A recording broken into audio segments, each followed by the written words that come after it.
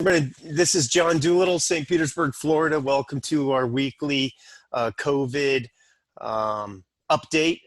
Each week, it's a little bit different. This week, instead of going around the horn for questions and introductions and whatnot, I really want to give, we want to give as much time as possible to Dr. Goodenowe. He is on board. He's the one with the bricks behind him and the baseball hat on. There he is, waving. Yes, I got all dressed up for everybody. Yeah, nice. Awesome. And, you know, there's a lot of discussion, and a lot of this started with Dr. Kevin Perrott, you see with the Open Cures sign behind him. A lot of discussion about when you're doing KAATSU, especially that KAATSU cycle, and you get that dilation and relaxation, even in a passive state, when you combine functional movement with that cycle. A lot of really cool things seem to happen, and Dr. Perrott measures metabolites, well over 500 of them, if I remember correctly. And that conversation and discussion has evolved to include the IOC researchers. Do we have Borja on board? Yeah. Yep, there's Borja waving. Really some cool things going on in this space. And the next evolution, the next step is to bring in Dr. Goodenowe. So Stephen, if I just interject, sorry, John. Yep, please. I just wanted to clarify. So Dayan, I am a middleman. I help normal human beings access technologies like Dayan Goodenowe's technology. So for sure, he's the technology behind the assay. He invented the assay, and I am sort of the provider. So just to clarify the relationship, I have an exclusive relationship with him in some respects. So it's been a wonderful relationship so far. Excellent. Thank you. Sorry. Thanks for the clarification. We also have Dr. Heiduck on board and Dr. Gilpin on board. Adele Gilpin. Adele is helping us with some things with the FDA as we start down that glide slope.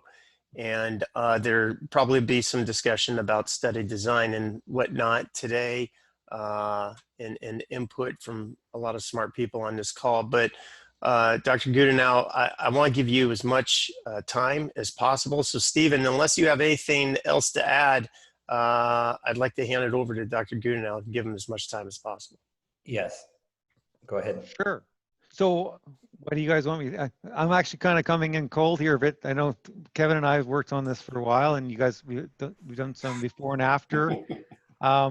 So where do you want me to start? Kevin, maybe you can help me out a little bit here on where we want to take this. I think, well, we could probably just talk about the time frame. You know, originally Stephen came to the Buck Institute, was where I was, and I picked up on KAATSU as an important thing. Stephen came and did a before and after. We sent his blood to Dayan, I think it was last May in 2019, and we got some initial results that really blew us kind of both away. And since then, there's been before and afters, and which continue to confirm that KAATSU is a significant, alters the biochemistry of people significantly. And yeah, Dan, I think.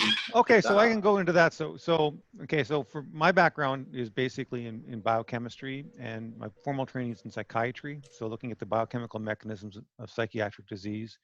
And then through the look at understanding the neurochemistry, ended up inventing a technology called non-targeted metabolomics, which allows us to measure thousands of small molecules in a biological sample. And when we apply that to clinical work, in clinical trial work, we can understand the biochemistry of disease, but also the biochemistry of longevity and the biochemistry of vitality. So when we look at these very large longitudinal trials, so we've analyzed tens of thousands of blood samples in clinical trials around the world in, I can't even name how many diseases, but in aging and dementia and in issues relating to sarcopenia and muscle fitness over time, that's also come up to be involved with these class of molecules called plasmalogens, which are manufactured in our liver.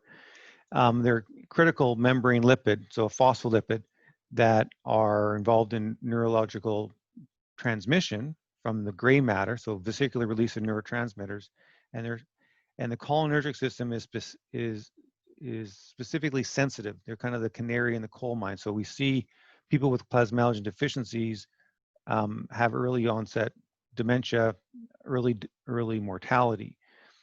And where the cholinergic system becomes pretty involved here from a younger athletic perspective, and is that all of our peripheral neurons are cholinergic neurons. And so the same neuron system that drives our muscles is a neuron system that is first affected in plasmalogen deficiency of aging and dementia. We also find that this is critically important for neurological reserve and prevention of Parkinson's. And so we just finished a study, or we're still going on with the study in Japan, actually. Dr. Sakota's work in Osaka, which I've worked. So I do a lot of work in Japan over the years. We've got a very large trial, multi-thousand person trial in Parkinson, in colon cancer and pancreatic cancer with the Chiba Cancer Center and Chiba Health Foundation.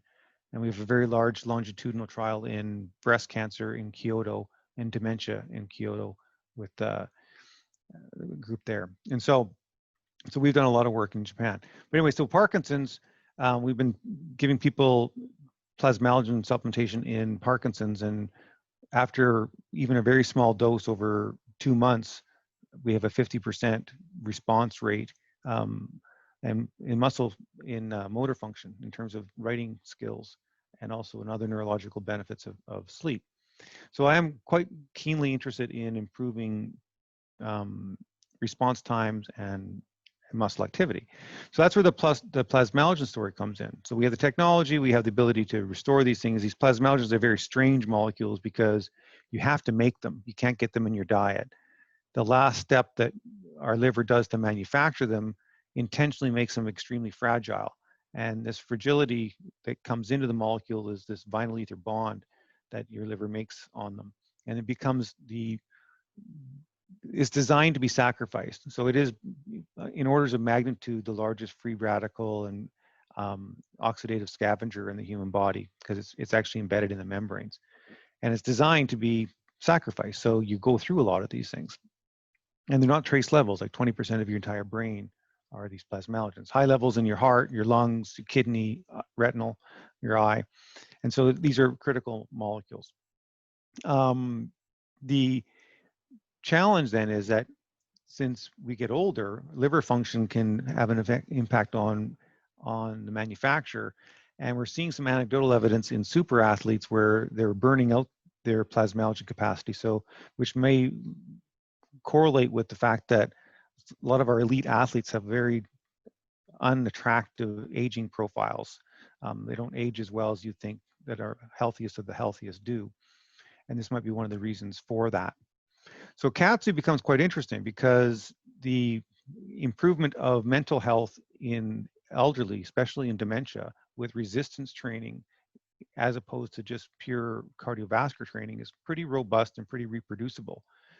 And one of the aspects of resistance training where we're using that musculature is that we awaken, especially in moderately sedate elderly people, we awaken a whole lot of biochemical capabilities in the muscle systems that are dormant for most of our life. So we kind of can reactivate cell systems that have not been overused in a person's lifetime. And that increases plasmalogen levels. So, and plasmalogens have other involvement in cholesterol transport, regulation, and so on. And so in terms of KAATSU, which is exciting, is that it has some of that biochemical, like when you're stimulating basically muscle activity and this peroxisomal function where these molecules are made. And so we saw originally with the original stuff that plasmalogens were increasing, and that was also confirmed again in this last little mini trial. And this last trial, Kevin, unmute yourself or whoever. What was the time frame difference between before and afters? It was 20 minutes. Yeah, so which is really an stupidly short period of time, which you would not normally expect to see a whole lot happening. And that's what happened with Stephen's samples too, is that he only did it for 5 or 10 minutes and we saw like a 30 to 40% increase in plasmalogens. Yeah, so we saw increases, but we actually saw very strong cholesterol reduction. Yeah, that was in there, and that's probably because you're getting this exercise creates a bit of cholesterol starvation acutely because your cells require cholesterol, so it'll suck it up when it's exercising. And so that's kind of what's going on. So that's kind of what I do. Like I do basically human metabolic engineering is what I do. Is we do we can do very comprehensive profile analysis of individuals, and from that identify certain deficiencies, target them, elevate them, and the whole concept is creating a biochemical reserve. My job is to put people's biochemistry tanks full, and it's surprising how much unknown deficiencies and unknown balancing, because balancing your mitochondria and peroxisomal function is what I spend a lot of time doing. So if we have time, I can show you a couple example reports. We can go over some of these before and after. I'm at your disposal. So I think everybody would be interested in seeing anything that you have with the KAATSU before and after. Okay. If you manage. Full disclosure, gentlemen, I actually gave Dayan's overwhelmed just like pretty much everybody else is, and I gave him the IDs of all the data sets only last night. So he had a million hours to put something together. So apologies, Dayan, for no problem. I went through it, and I actually, timing wise, well, we can spend more time on it, but I went through your last results, which was fairly interesting. And then I got, obviously I have a kind of a cancer crisis patient to deal with today. So it's kind of causing me, he's got a rare cancer that he's working on. So yeah, what do you guys want to do? Want me to kind of look at the? I'll let Stephen maybe opine. And anybody else, but. If anyone has questions, I can just. And Borja is the scientist who works with one of the scientists who works with the International Olympic Committee. So he's been doing a ton of reading on KAATSU and muscle response to blood flow moderation. I don't know if he knows a lot about plasmalogens yet, but I'm sure that it's part of that. Yeah. And we just started our Alzheimer's trial. We had our first enrollment last week, and so we're doing a trial on Alzheimer's right now. Cool. So Borja, do you have any thoughts? Well, as you say, I've been, nice to meet you. I'm Borja from the University of Zaragoza in Spain. And as Kevin said, I've been doing tons of reading, but not specifically on this, that it might be a new learning topic for me, but I've been reading about some other muscle response in muscle adaptations in response to KAATSU. Very impressive, because as anyone learning about a new topic, which is not new, but when you start reading it, you are skeptical until you read some literature, and the muscle adaptations are incredible. And the latest we were talking last week were about specific analgesic hormones that are activated in response to KAATSU, the opioid and cannabinoid system, that might have an important role in suffering less or during exercise. And I don't know if you have any thoughts or experience in this.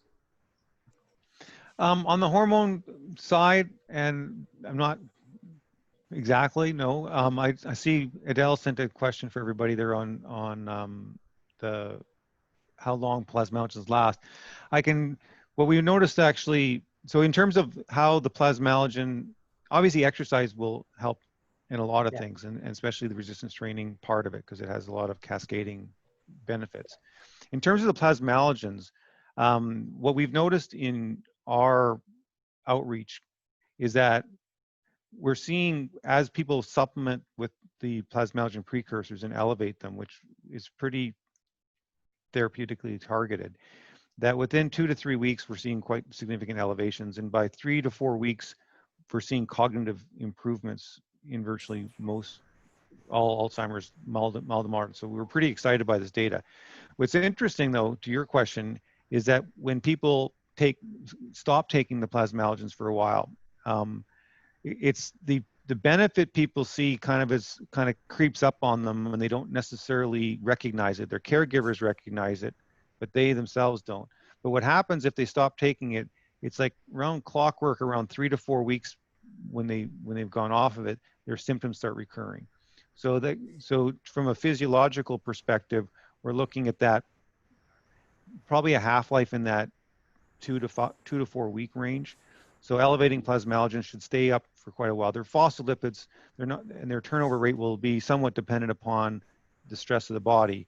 And obviously people are still going to make some of them, like they're not absent of it. And so we're boosting natural production levels.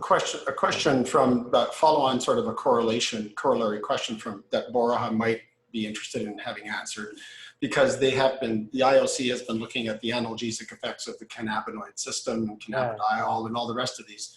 Is it possible that the technology, even though we're focusing on phospholipids right now, but the molecules that are detected, would your technology, the prodromes, we can pick up the cannabinoids? Yeah, it'll measure everything that's there within detection limits, and so yeah, it can be tuned to do even more. Yeah, so for non-endogenous based molecules, looking at the correlation between those levels and outcomes, that's classic work, and correlating changes with non-endogenous molecules and their induced changes to endogenous molecules is what we do a lot of in drug work, and understanding responders and non-responders to identify those phenotypes of people who actually can benefit from a particular natural pathway. So basically you can measure cannabinoids. Yeah, I would just have to look at the sensitivity and it'll be in the data. One of the other things that Stephen was particularly interested in, because I think other people are interested who have financial capacity to support and just all that, is nitric oxide and its effects on cardiac function and vascular function. And so they're proposing a project which would involve X number of individuals that would have before and after testing, and nitric oxide would be one of the readouts. I don't particularly think that, I mean, that's more of a gas chromatography kind of thing. Yeah, but again, these things, so you can measure the levels of gas of nitric oxide, obviously with gas chromatography, but ultimately the levels is not the most important thing. It's the correlation with function. And so understanding if you're taking nitric oxide, are you improving mitochondrial function? So we can measure mitochondrial function. So this is the other thing with the KAATSU thing, the timeline I think was too short, and necessarily I looked at the 3 subjects, they didn't really have mitochondrial insufficiencies. So there's general markers that can identify all mitochondrial disease at the same time. So mitochondria have one fundamental purpose, is that they manufacture acetyl-CoA, and then they convert acetyl-CoA to carbon dioxide, and the release of energy from that burning of the acetyl-CoA molecule, instead of creating gas and drive the piston of your car, it's used to create high energy molecules, which ultimately go into the electron transport chain to create ATP. That's what the mitochondria do. It's supposed to be 100% burning of acetyl-CoA. No acetyl-CoA is supposed to leak out of the mitochondria. It's supposed to be one clean burning engine. And if the mitochondria become impaired for whatever reason, there could be 100 different reasons for mitochondria to be impaired. And if it becomes impaired, the acetyl-CoA leaks out. Yeah, I'm on a Zoom call right now for KAATSU, but I'll tell you, I finally, they released the money. I think you're on. Yeah, that's something you want to move. Just made the purchase today. Unfortunately, it was at $6. Yeah, and so when the acetyl-CoA leaks out, it creates fatty acid elongation, and we can measure that very quickly. And so we have a very sensitive and acute test for any kind of mitochondrial failure. And so when you're looking at improving biochemical functionality with, say, nitric oxide or even KAATSU for that matter, then we can measure that mitochondrial balancing, because mitochondrial disease is a severely underdiagnosed. I'll just underline right now at the Buck Institute, just up the hill, they've got 20 PIs. One of them works on mitochondrial function, and they are trying, one of the holy grails is to assess mitochondrial function from active living cells. And I Yeah. don't think that that actually has been done very well. So if we have a Yeah, assay and that can do that, it's good. like I'm all about functionality and what's actually happening in the real world. And so because I've learned over the years that my hypothesizing can only go so far, and then biology kind of kicks you in the butt every now and then and it says, ha ha ha, think you're so smart, let me throw this at you. And so yeah, so it's kind of one of those situations where you know, you can have I like to just be empirical evidence is what Let me jump in here and ask a question and give you some background. absolutely. Borja works with a group out of the University of Brighton, and they were introduced to us through the World Olympians Association. And the World Olympians Association is approximately 100,000 of the retired living Olympians. So this is of all sports, both genders, winter and summer Olympics. There's about 100,000, a little over 100,000 living Olympians. And the World Olympians Association, on behalf of the IOC, conducted a global study of these individuals. And those individuals shared with the IOC and the World Olympians Association their health status. And they were actually quite surprised how many people, how many of these great athletes, the best athletes in the world, were still injured years or decades after they have, you know, they competed. So one of the reasons why they reached out to KAATSU was because of KAATSU has the potential to helping these former retired Olympians recover from any of their injuries or whatever they have. But what was very interesting to me is these Olympians are in their 60s, 70s, 80s, and some in their 90s. The cognitive improvements that you are seeing with other people, in addition to all the other benefits. Can you speak to, in the role of plasmalogens, how you, I'll ask you to theorize, because I don't know, how KAATSU can help simulate an increase in plasmalogens and what that could possibly do to a bunch of retired Olympians? So yeah, so in terms of retired Olympians, is the question is how much of a good thing turns into a bad thing, and then fixing that after the fact. So KAATSU, from in terms of stimulating muscle and biochemical activity within the muscles, which basically creates a secondary liver function for individuals, because it's our liver function with age that has probably most of our issues. And we can activate the muscle system to act as liver cells essentially and clean the blood supply for us. And so that's where that can come in. Now, in terms of peroxisomal function and mitochondrial balancing, that would still be done on an individualized basis. Now, the plasmalogen, and so again, it's about functionality. So nitric oxide, KAATSU, exercise, it's all of these, no matter what functional or behavioral intervention that we take in the human body, ultimately we want to correlate that with an actual empirical objective change. And we want to measure that functionally. Okay, and so, and that's, so it really doesn't, so KAATSU as being part of the toolkit, especially in people that have issues with mobility, and especially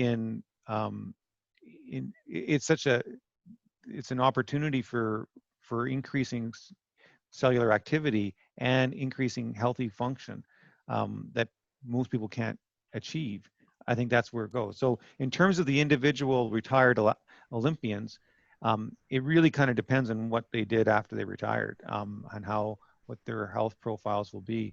But I do believe that this liver plasmalogen deficiency situation, especially for improved muscle retention and reduction of sarcopenia in aging, is something that would be really critical to look into.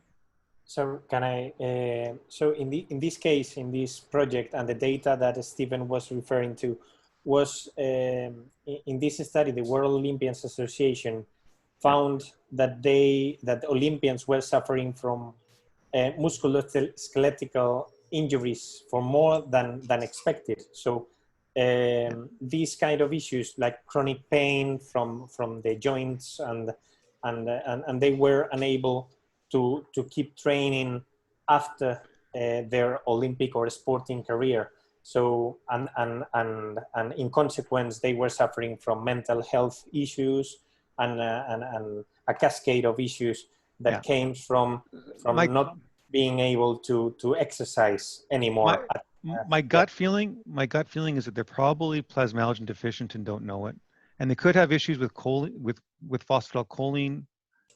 Like there's several basic biochemistry processes that we, back in the 50s, like we've called them non-essential because technically we can make them, but the energy required to manufacture them, for instance, like your choline system, like we get choline in our diet and we can make a lot of our own choline, but the energy required to make your choline creates a problem.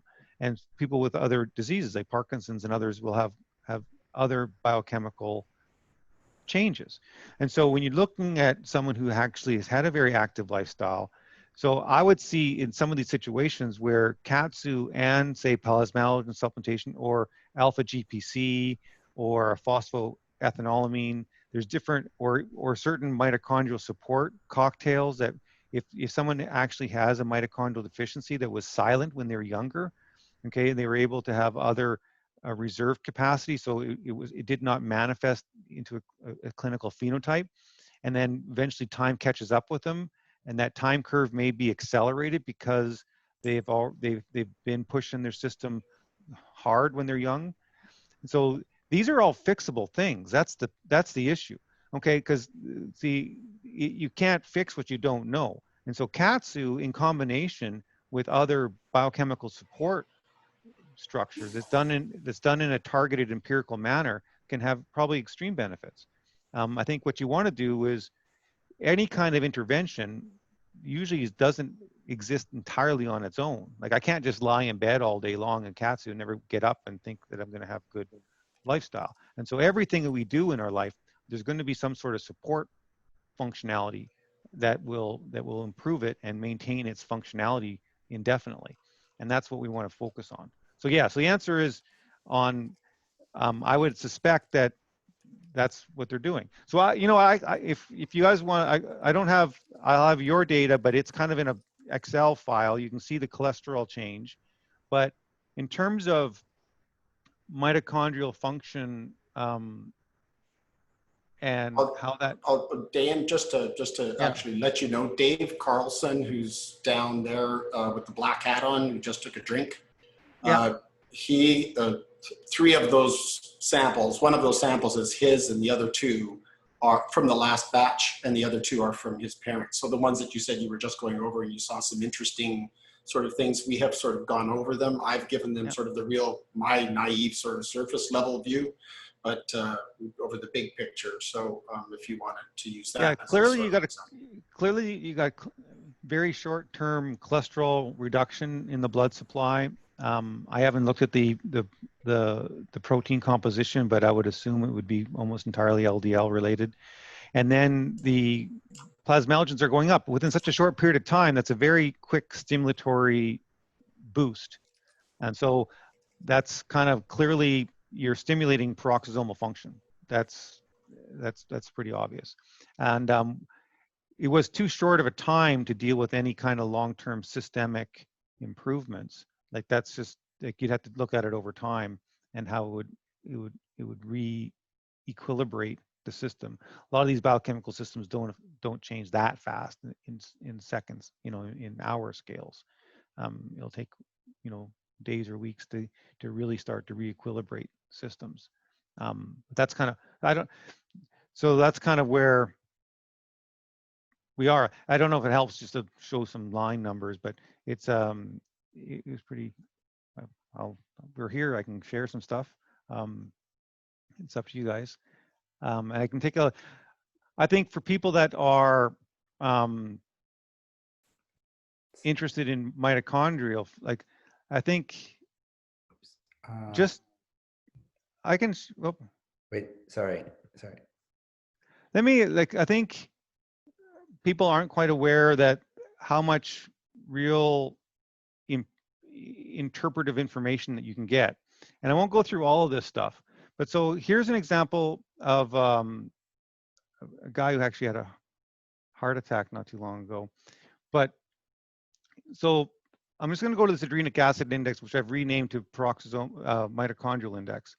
So this is an example of a very poor mitochondrial function. This guy's mitochondria is completely shut down.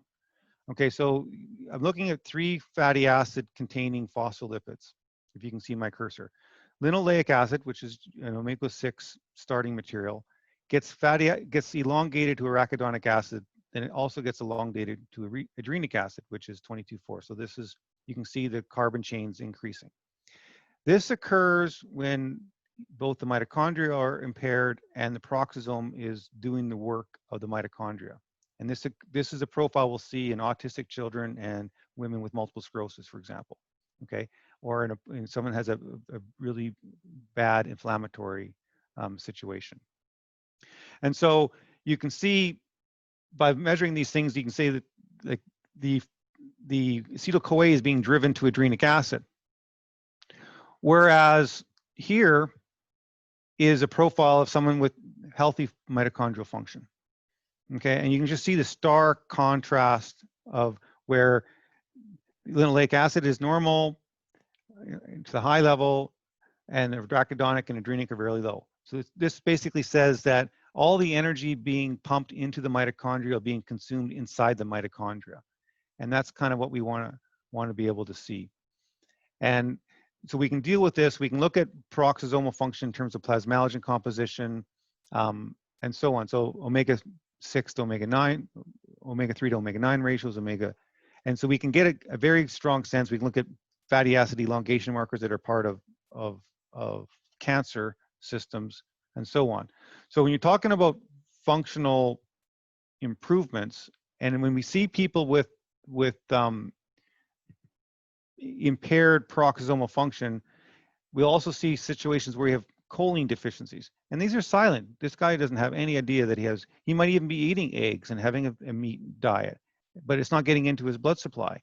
And so he's severely choline deficient, which is going to drive his homocysteine levels up. He's going to have his ethanolamines are low. So these basic building blocks, if we want to have good muscular function and growth and maintenance and prevent sarcopenia, most of the choline, the acetylcholine that we generate, is going to be stored in our membranes and then released as we need it. And so if we're not looking for this stuff, we can't fix it. Okay, and there'll be people that have examples of individuals with basically perfect health. I don't know if this is the right one. I can't see her.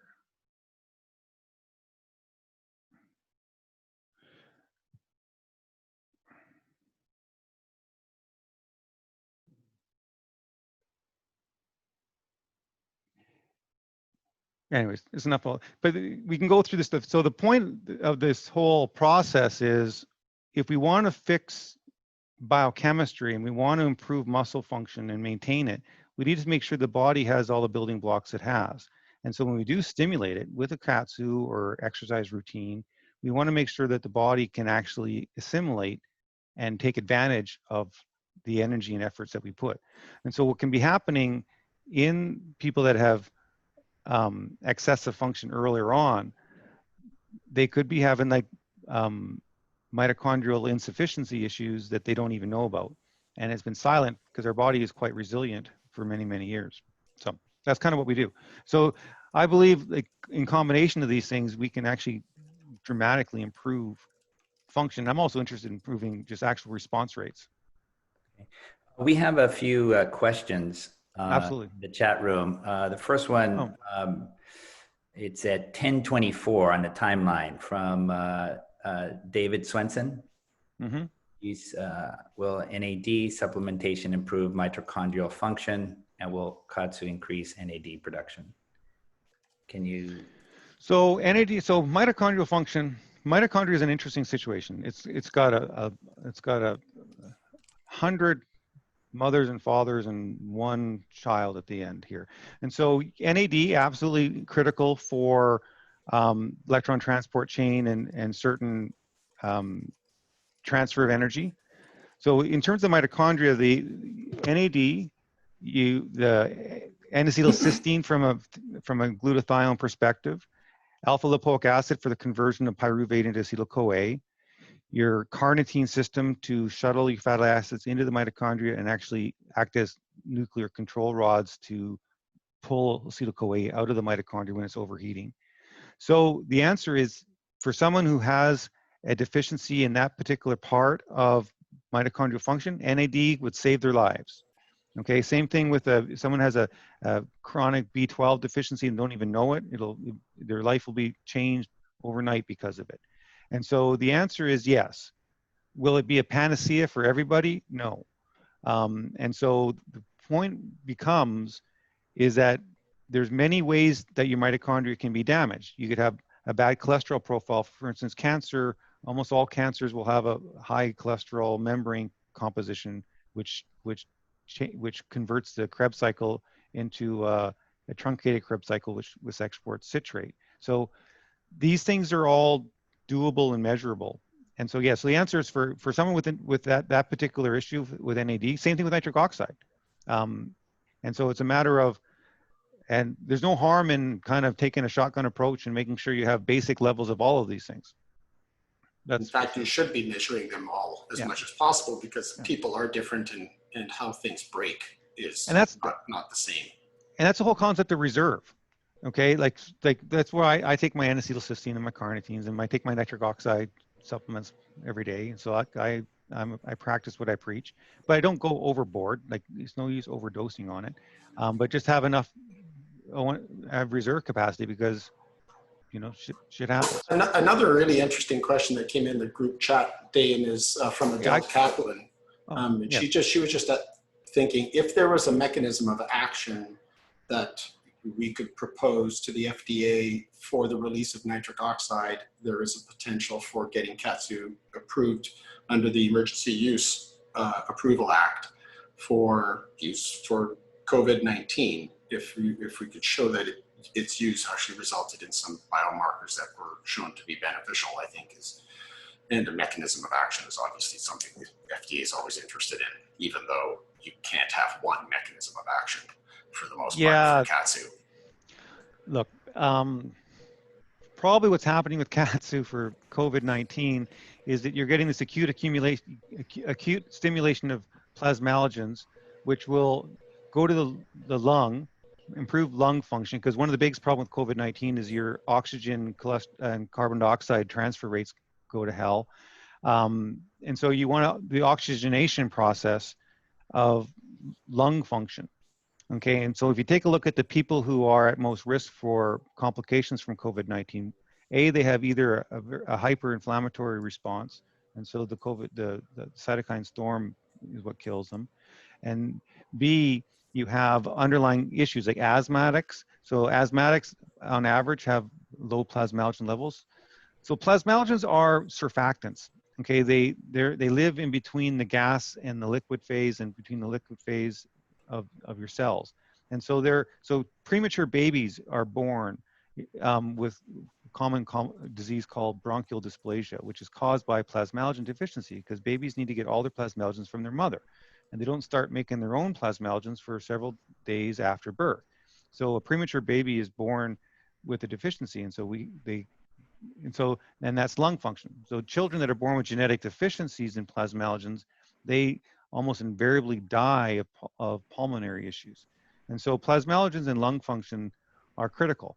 Now, normally that doesn't happen because we have enough for that functionality. So it's, again, what is the shiny object that brings our attention to this particular biochemical system? And most of the time it's cognition. And that's in the aging, that's the canary in the coal mine. But in other situations, you know, cardiovascular events in terms of the choline system, and because the plasmalogens drive your reverse cholesterol transport, and they drive your HDL levels. And so anyways, so the point is for COVID-19 and the KAATSU, in terms of improving inflammatory response and your ability to survive an inflammatory storm, as well as improve lung function, is probably what's happening. Thank you. Let's address another question. Let's see. Sorry, I didn't even know. Oh no, I think we got most of them. I think so. Hey, Stephen, I have a question that I've been wanting to ask for a while. A real quick one. Go ahead.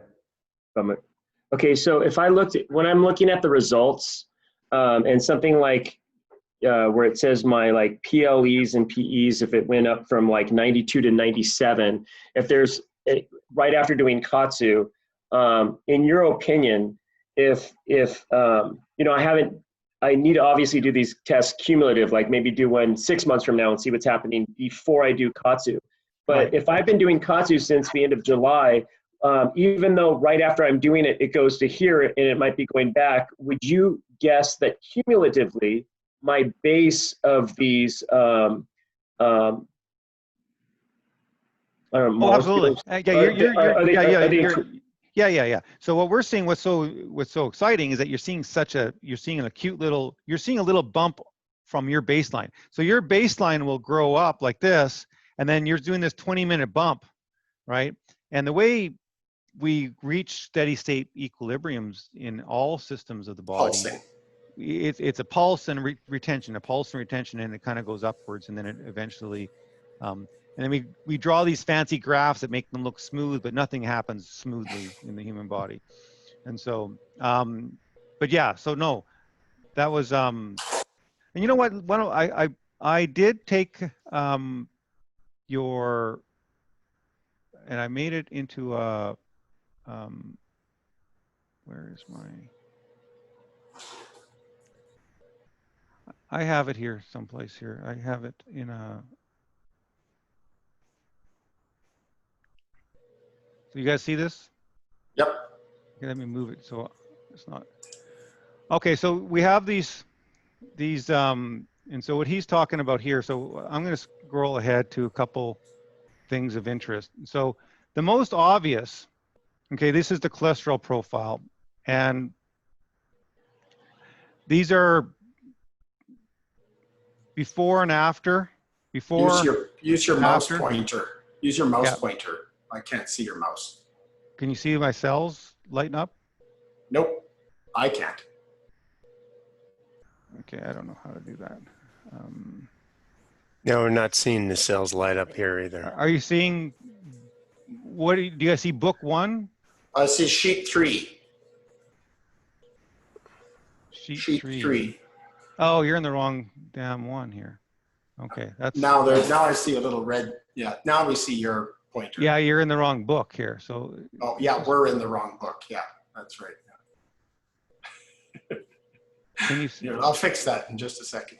No, can you see this book here? Nope, we're Book seeing 1? sheet 3. Okay, I'm sharing the wrong thing then. You're probably sharing the wrong screen. That's what I'm doing. Yeah. I'm trying to find the right. I'll fix that. Here we go. You. Here we go. Here we go. That's better. So that's Dr. Dakota. Those are Dr. Dakota's Parkinson's results, by the way. So it's probably just as interesting. Now okay, it says detailed report. Perfect. And you can see the, okay. So highlighted, yeah. So I highlight, so this is the cholesterol levels. This is 3 subjects. I'll scroll back. This is before, after. This is total cholesterol in the blood supply. Before, after, before, after. That's pretty robust. Okay. That's all three of the subjects, like both his parents and David. I noted that it was like dramatic.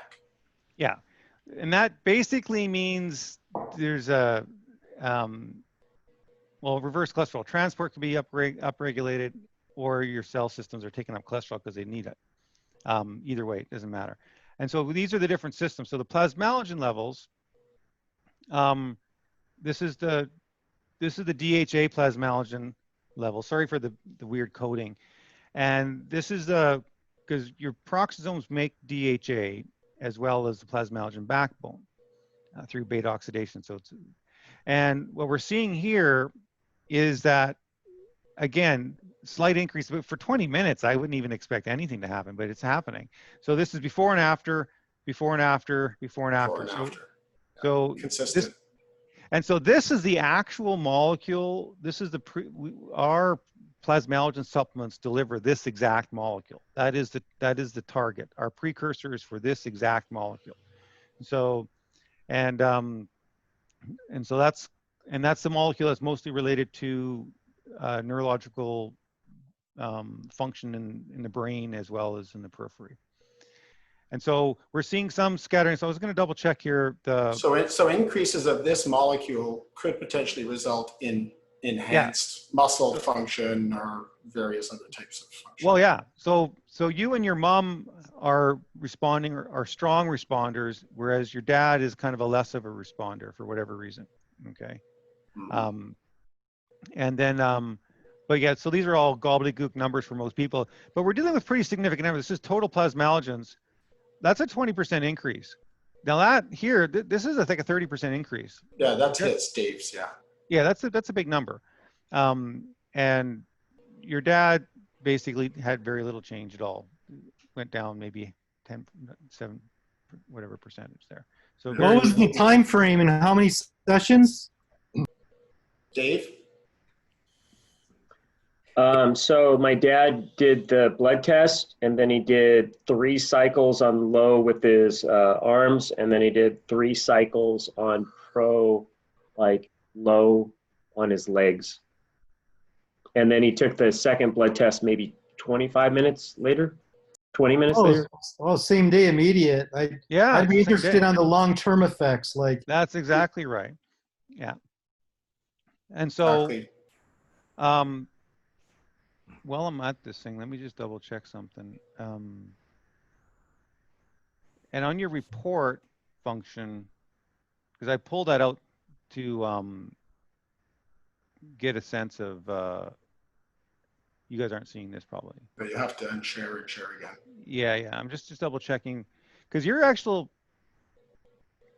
one quick second here, bear with me as I talk, because I think your levels themselves are actually baseline levels were low, were not good. Yeah, exactly. Yeah. And so but they did go up substantially. Yeah. And so, you know, you could be in that situation yourself where I'll go back to this other screen. Oh, actually stop. Sure. So this is an entire mathematical mass balance equation. It's how much you make versus how much you use. Okay. And so when we stimulate peroxisomal function, okay, we are doing a little bit of, because stress is good to a certain degree, but excess stress defeats the purpose.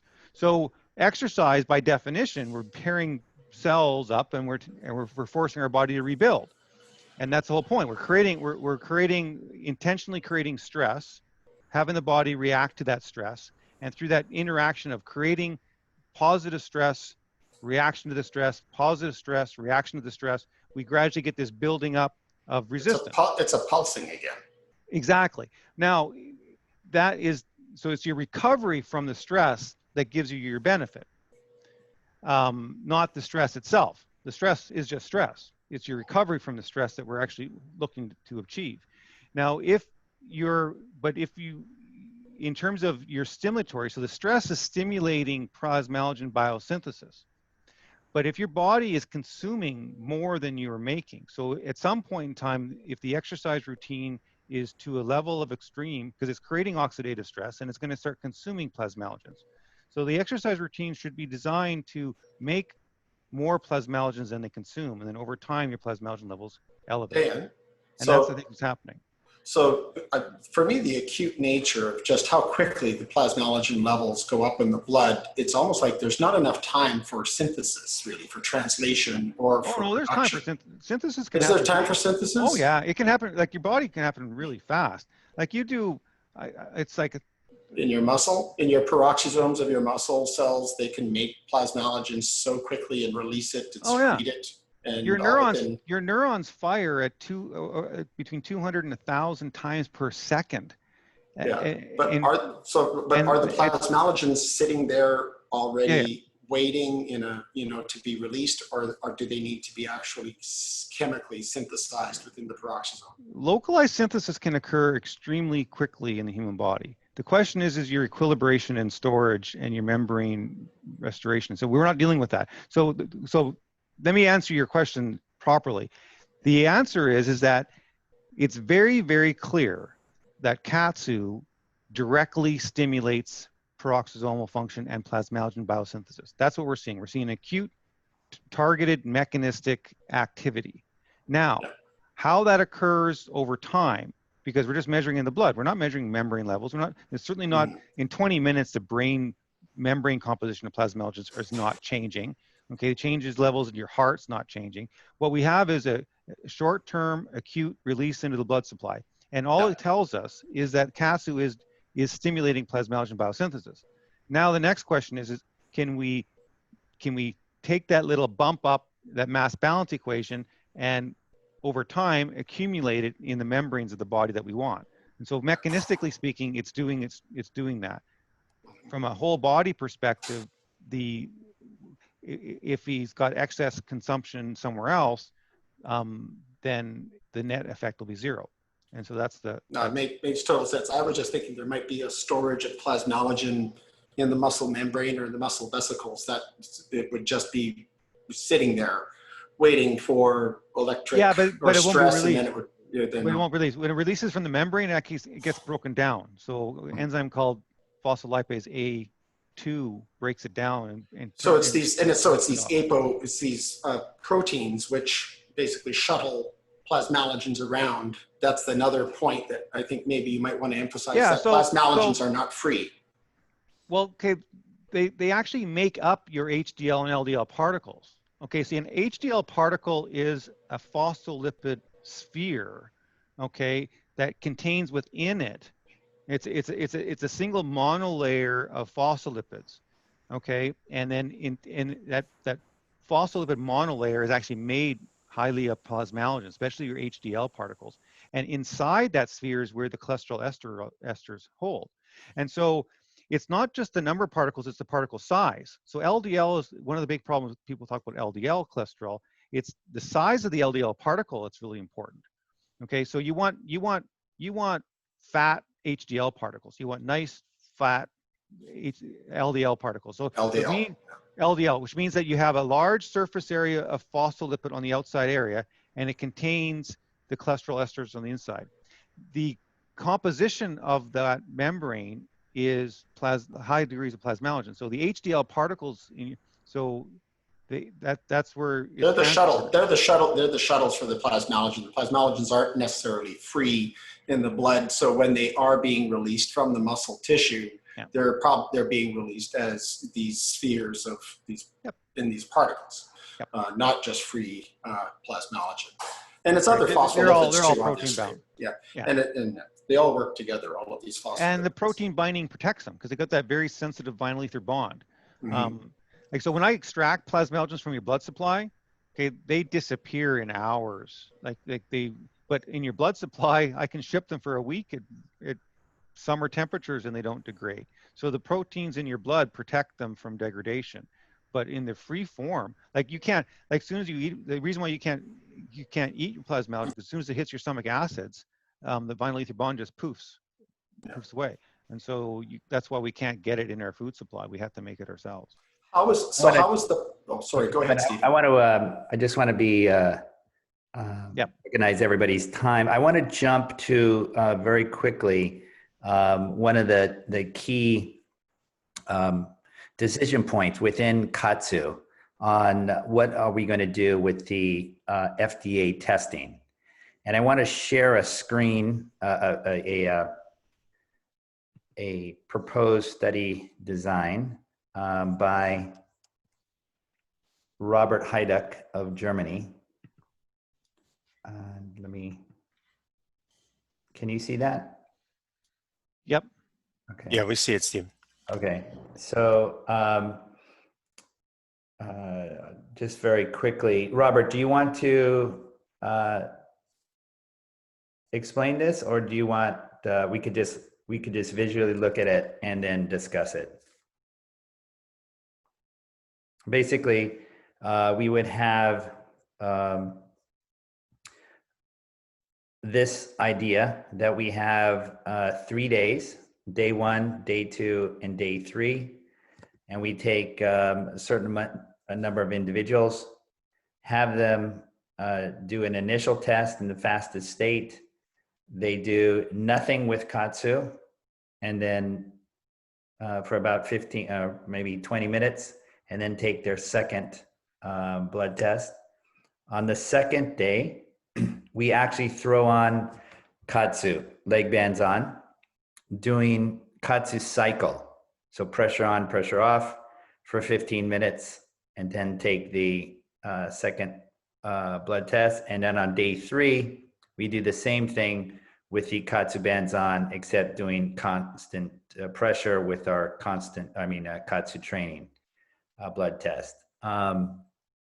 I'd like to hear from Adele, Kevin, Dr. Goodenowe, Borja, anybody as to the advantages, disadvantages of this just at first glance.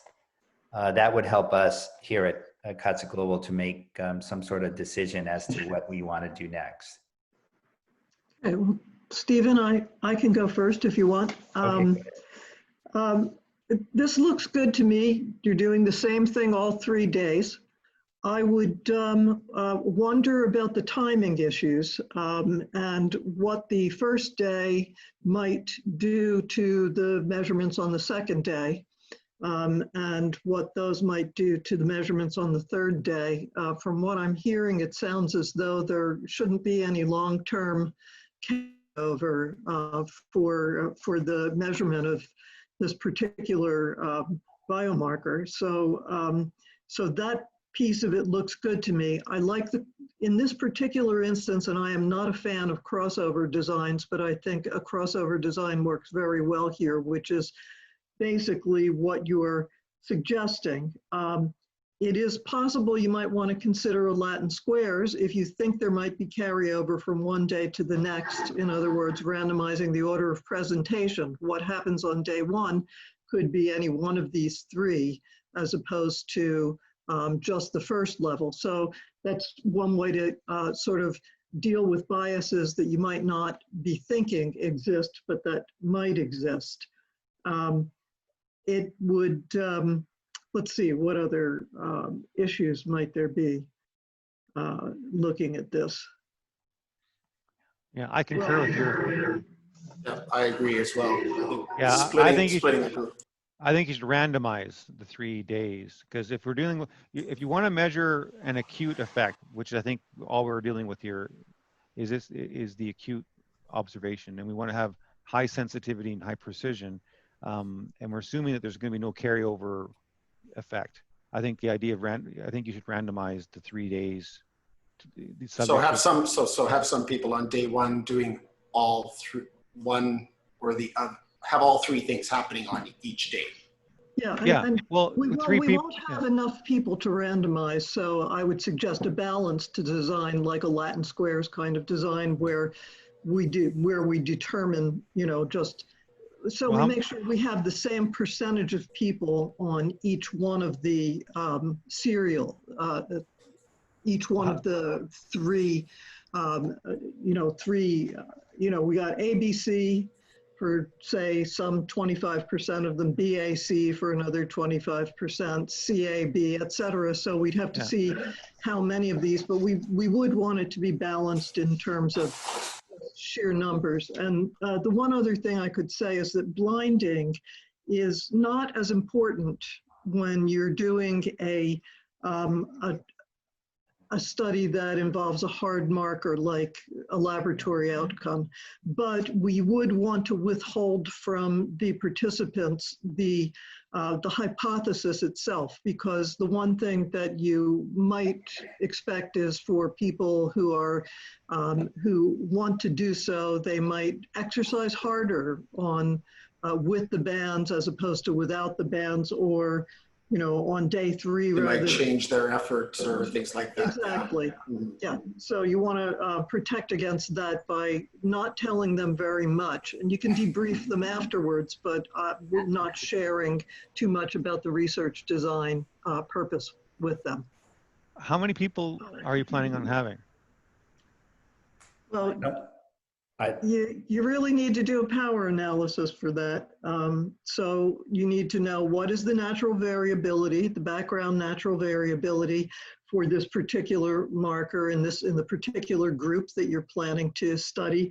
And then you need to figure out what would be a significant difference, what's a meaningful difference. And so you have to design the study to have enough individuals to be able to observe that difference, to at any rate have the kind of resolution that you need. You don't want confidence intervals that go from 10 to 90 or anything. You want Exactly. But the other thing, how precise do I want to be? And what is the practical reality? Can you put a day in between each of these things? Can you have a day of rest in between them? That makes sense too. That's possible. No problem. Yeah, and I think it depends on if the subjects are trained athletes, they wouldn't need to rest that much. But if they are not that trained athletes, they would need also a familiarization period in order to get rid of the because they could be improving only with the exercise of one session a little bit. So we in order to get rid of that adaptation, a familiarization period would be needed for not very trained athletes, I think. Mm-hmm. To get rid of the big jump that they get from a first treatment. I think that it's also the purpose of the test this wouldn't be to test athletes, but it would be to test for for COVID, or are we just looking at trying to kill 2 birds with 1 stone? Because you might want to start with naive, non-athletic, but people who are actually relatively healthy, if you want to do COVID stuff, because that's the real population, that they're not all athletes. Anyway, there's other questions involved too. Well, there should be some discussion about what would we be asking for. For instance, I could see a number of potentially COVID-related emergency uses. The first might be preventive. In other words, if you get this disease, how do we prevent you from having to go to the hospital? So how good might it be if someone were using this continuously?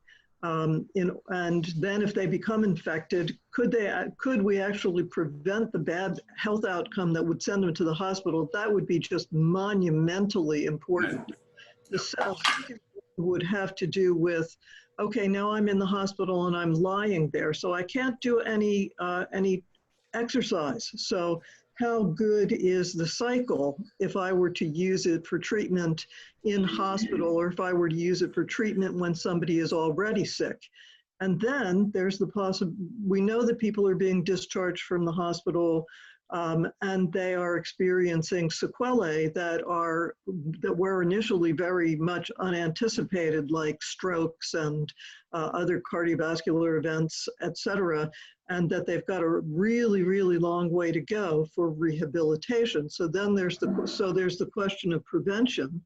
There's the question. I think that's brilliant. I think Adele, you just that really nailed it. I mean, if you had Marin County here is the oldest average age county in the United States. It has the wealthiest population. There are a whole bunch of very frightened, very wealthy, very healthy older individuals sort of running around with masks and walking their dogs. And it would be, if they all had a KAATSU system at home, because if we can demonstrate that their lung function improves, that they become more resistant and more resilient, which I think is exactly the case, this is this demonstration with this hardcore biomarker measurements. And if we can design a trial that can give people that confidence, I mean, what monumental, I think really does describe it. So I'm really excited about this. My only comment is you got to take the baby step, which is the first step in design, and find out if your nitric oxide goes up. So that's the first step before you jump off the ledge of other things. And then my only other potential critique of that model is that during the warm-up phase, during day 2 and day 3, as it's shown on the graph, you know, putting the bands on, you know, theoretically should not have a huge effect, but that is a deviation from the control. And it may be worthwhile to wait on putting the bands on until after they have their warm-up period, so that the baseline or the first 3 steps are all the same for the 3 groups. Fair enough. It's, I think, you know, controlling for as many variables as possible that are easy to do for sure is a really good idea. We had one other question from Benjamin. Benjamin works for RP Sports. They make a variety of medical and sports recovery products. They also resell KAATSU. And his question was, are plasmalogens beneficial for the recovery of traumatic brain injury and concussions? And do they have any effect on autonomic dysfunction? Yeah, so in terms of brain injury, stroke is one area that we've looked at. We've had significant improvement in certain individuals with stroke.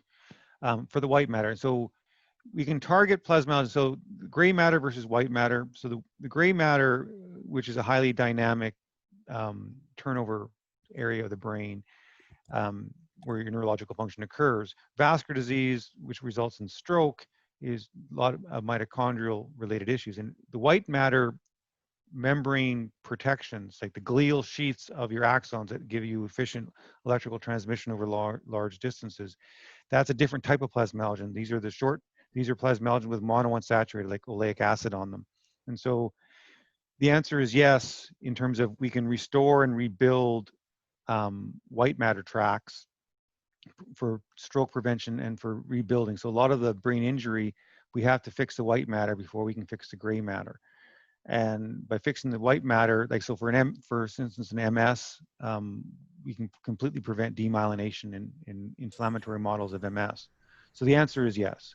In terms of concussion and traumatic brain injury, we haven't directly applied to those situations, but it would be fairly obvious in that regard. And it's really powerful anti-inflammatory. Whereas a lot of people look at trying to suppress the inflammatory response, the plasmalogen restoration part, it provides the oligodendrocytes and your surrounding cells with the building blocks to maintain their membrane. So you don't get the membrane ghosting that we see in MS MRI spectra, for instance. So yeah, so the answer is on board there. And one more comment on the study design, this idea of objective measurements and the mitochondrial function. So I wouldn't focus just on nitric oxide. Like I would basically say like that could be one mechanism, but fundamentally, if you can improve mitochondrial function, inflammation kills people because their mitochondria cannot sustain the inflammation. So it's too much of a good, like it's all a matter of the dose, right? And your body's using its natural killer biochemistry like glutamate toxicity to kill bad cells, with the understanding that the surrounding cells are going to be healthy enough to withstand this poison for this period of time. And if the healthy cells aren't healthy enough to withstand the natural inflammatory response, then the focal inflammatory event spreads. So the problem with inflammation isn't the localized inflammation, that's natural, it's supposed to be there. The problem with inflammation is when it spreads from the area that it was intended to be beneficial from. And so if we can show the KAATSU improves mitochondrial function and strength, the underlying cause of that, whether it's nitric oxide, whether it's whatever the underlying reason is, it's going to give you the end result that you're looking for. I think that would be, the approach would be to FDA would be to take the strongest argument that we could to them. And if that is the one, if that's the thing that draws the shortest line between COVID and its effects and what KAATSU can do, that would be the most beneficial way to proceed. Yeah, I would focus on inflammation, because that's what's killing. That's your ability to, and the time to resolution of inflammation. So. Thank you. Before we wrap up, do we have any other questions? Bettina, Liz.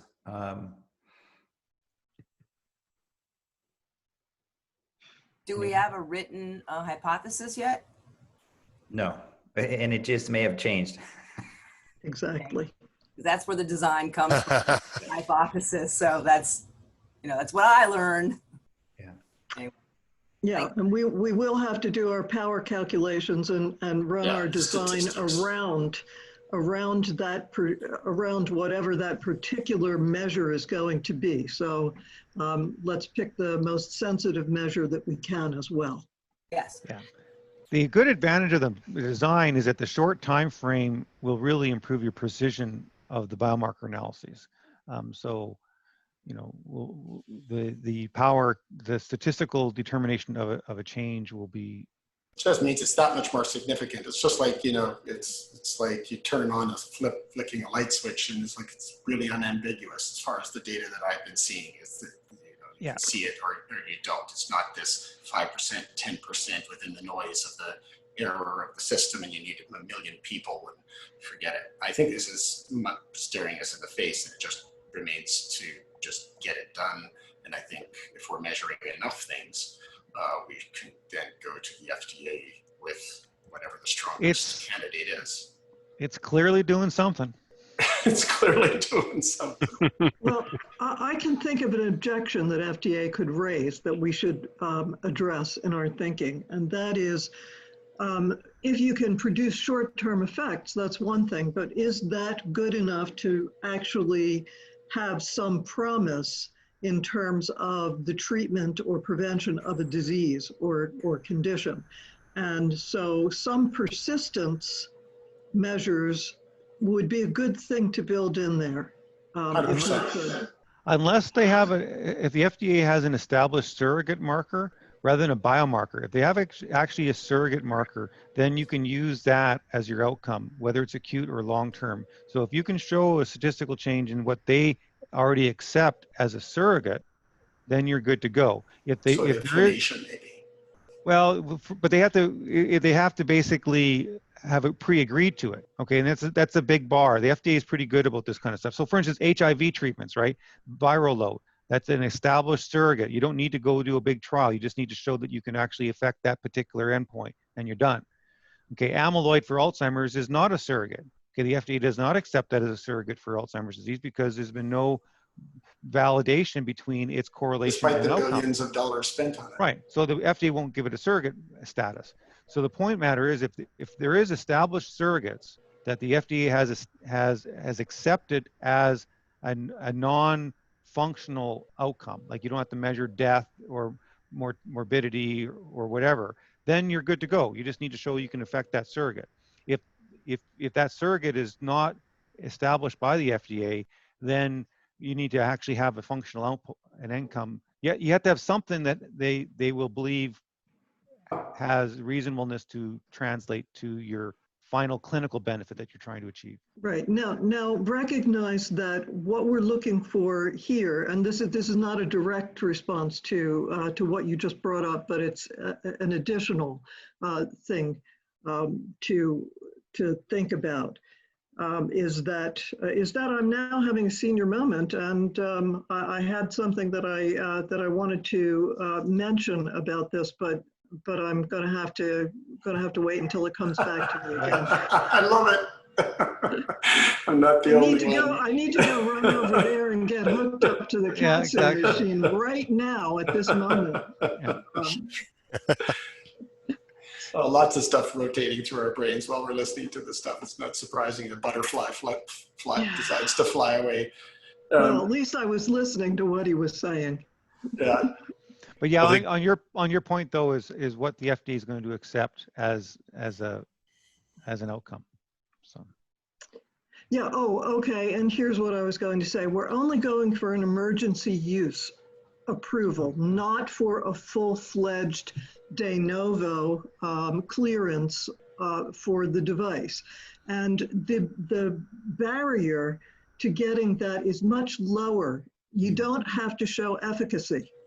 You just have to show safety, and you have to make an argument that indicates that there's some promise, which means that it could be, a lot of the argument could be literature argument about the mechanisms of action. And so very little data. We don't have to show up with it with your standard statistical significance in order to get this by the FDA. The goal is only for an emergency use authorization. The reason that an emergency use authorization is being proposed under these circumstances is because you don't need to have CGMP in place or to meet their quality system regulations. And that is an enormous advantage because it takes a very long time really to get together the evidence for that. And you have to have appropriate manufacturing and all kinds of SOPs in place to meet those requirements. The downside of an emergency use authorization is that it expires as soon as the public health emergency expires. Now, I don't expect the COVID public health emergency to be over anytime soon. However, they do get renewed on 3-month periods. So when PHE is declared, it lasts for 3 months. That's what the statute says. And then it has to be renewed. Now, given that we are living with the Trump administration, it's really very unclear that we could predict what's going to happen here. It's going to be some time, almost certainly until next year, before there's a vaccine that's been properly studied that gets deployed on any kind of large scale. And that's even that is, you know, wishful thinking probably. So the PHE under a sane administration ought to last for the next couple of years, which would mean that this device be pushed out to many, many, many individuals. And it's basically what it is it's free advertising. And we get to collect a whole bunch of data at the same time. Well, the problem with collecting the data is that if you really want to get a clearance, you have to collect data in a rigorous trial, like what we're talking about doing here. And that could be done. And the nice thing about the EUA is that it would give a lot of free advertising. There would be the capability to get it into a lot of people's hands and probably do a lot of good. But it would be a much higher profile kind of device. And because of that, there would be more funds with which to do the necessary research to actually get the clearances that are the most desirable thing that we could do. But this is potentially a stepping stone for it. It's a strategic suggestion that we do an EUA for those reasons, as opposed to because the EUA itself that's not really the goal. The goal is to use it as a stepping stone.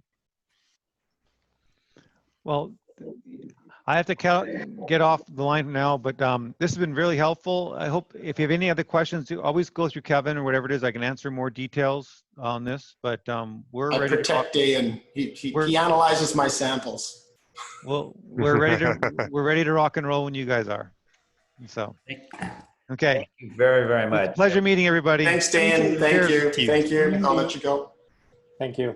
So you can definitely see why I have invested in his company.